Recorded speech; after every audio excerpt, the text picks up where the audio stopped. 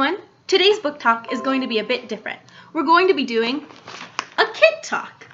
Santa Clarita Public Libraries have these awesome new mental health and wellness kits that were created in partnership with the Mental Health Initiative. These kits are available for both children and adults and have specifically selected books to help support learning, development, and growth.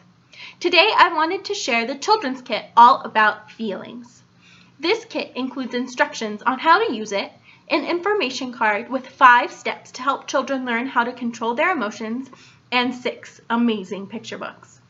All the books talk about different feelings and how we as humans can regulate our emotions. For example, Dr. Seuss's My MiniColored Days uses a variety of colors and animals to help describe feelings and moods. B is for Breath is another picture book, you can see it here, that shares 26 different coping skills for dealing with negative emotions. This kit and many more are available for pickup at any of our 3 library branches. You can put them on hold by searching for Mental Health Kit on our website, santaclaritalibrary.com.